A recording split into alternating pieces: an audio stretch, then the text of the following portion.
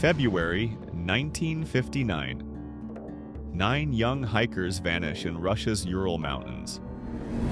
They left behind laughter, journals, and a final photo taken just hours before disaster.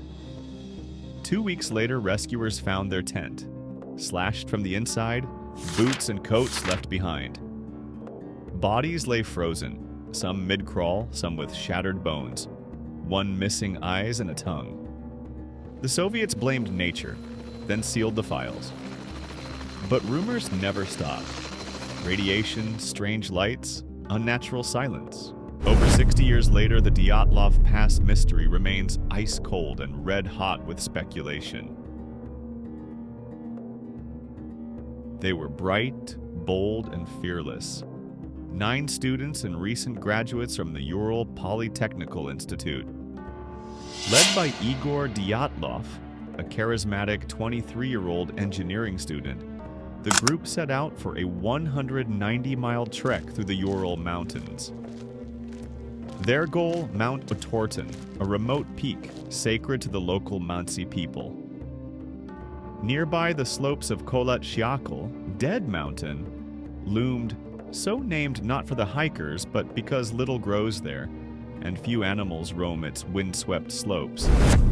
They weren't amateurs. Each had earned their stripes on previous winter expeditions. Their gear was military grade, their journals meticulous. They sang songs, snapped photographs, and wrote daily entries, sometimes playful, sometimes poetic. Yuri Yudin, the 10th member, turned back early, plagued by illness. He would carry the survivor's guilt for the rest of his life, haunted by memories of friends whose laughter echoed in the snow. The group's last diary entry spoke of snowstorms, jokes, and the simple joys of the trail.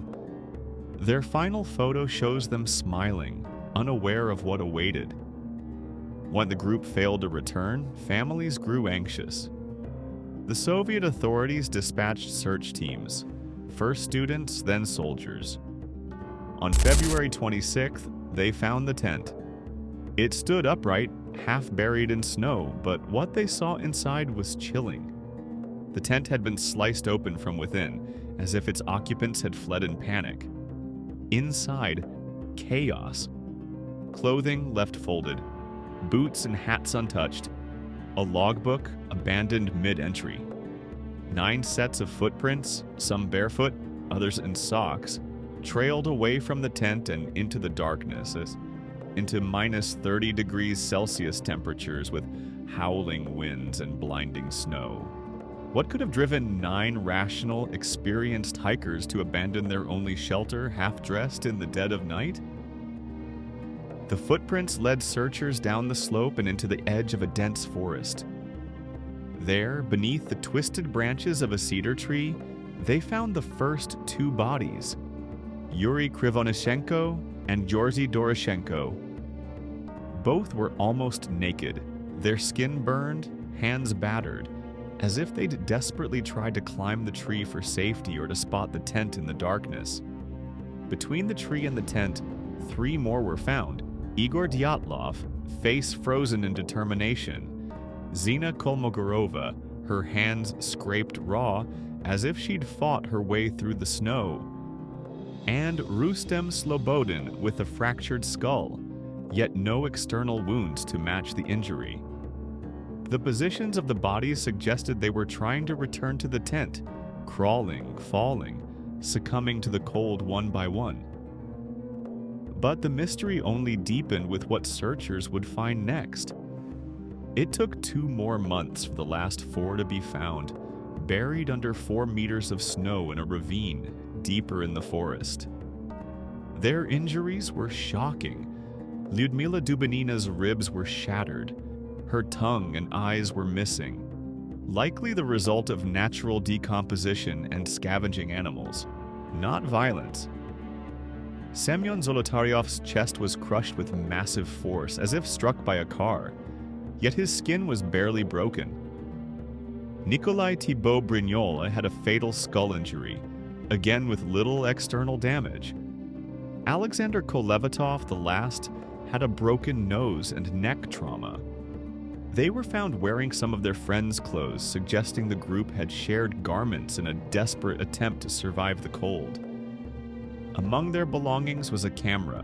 Its film, like the others, developed but revealing nothing out of the ordinary. The final photos, blurry shots of snow, trees, and darkness. Autopsies revealed a chilling detail: traces of radiation on some of the hikers' clothing. Some bodies had a strange orange hue, likely from sun exposure and the effects of the cold, not a mysterious chemical. The cause of death? Officially, an unknown compelling force. The files were sealed, the area restricted for years. Rumors swirled. Some of the hikers had worked in industries handling radioactive materials, possibly explaining the contamination. Others pointed to secret military tests. The government's silence only fueled speculation. No mention of military involvement. No explanation for the radioactive clothing. No follow-up investigation, at least not one the public would see for decades. Decades later, scientists proposed a new theory: a slab avalanche. A block of snow loosened by wind or the hikers' own footsteps could have slid onto the tent, forcing them to flee in terror. In 2021, computer models showed how a small slab could inflict serious injuries without leaving obvious avalanche debris. But critics remained skeptical. There was no clear sign of an avalanche, no suffocation, and the slope was gentle. Why would seasoned hikers pitch camp on such a risky spot? The avalanche theory explains the panic, perhaps even the injuries, but not the radiation, not the missing body parts. The snow had covered the truth, but not the questions. Other theories emerged, less physical, more psychological. Katabatic winds, rare and fierce, could have swept down the pass, creating a roar so terrifying it sent the hikers fleeing into the night. Infrasound generated by wind passing over the mountain's dome might have caused feelings of dread, panic, even hallucinations. Could the mountain itself have driven them mad, their minds unraveling in the darkness? Or was something else at work?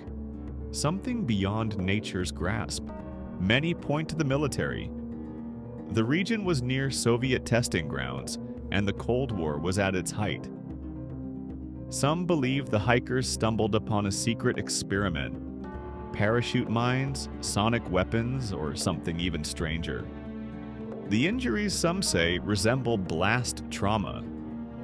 Villagers in the area reported seeing strange orange lights in the sky that night. Lights the government never explained. And what are the diaries? One entry joked about snowmen. Another mentioned strange behavior. Were these just jokes or cryptic warnings lost to time? The more the government hid, the wilder the theories grew. The Dyatlov Pass incident became legend, fuel for books, documentaries, and endless speculation. Pilgrims still trek to the site, leaving flowers for the lost. In 2019, Russian authorities reopened the case, only to reaffirm the avalanche theory. But few were convinced. Even the name of the mountain, Kolatsyakl, Dead Mountain, adds to the story's chill. It's not named for the hikers, but for its barren, lifeless slopes. Not even birds linger there. What happened that night remains locked beneath ice and silence. Was it nature's wrath? Human error? State secrets? Or something far stranger? Perhaps we'll never know, but their story, written in frost, fear, and footprints, still calls to us. What do you think happened on Dead Mountain? Share your theory below. Like and subscribe for more stories lost to time.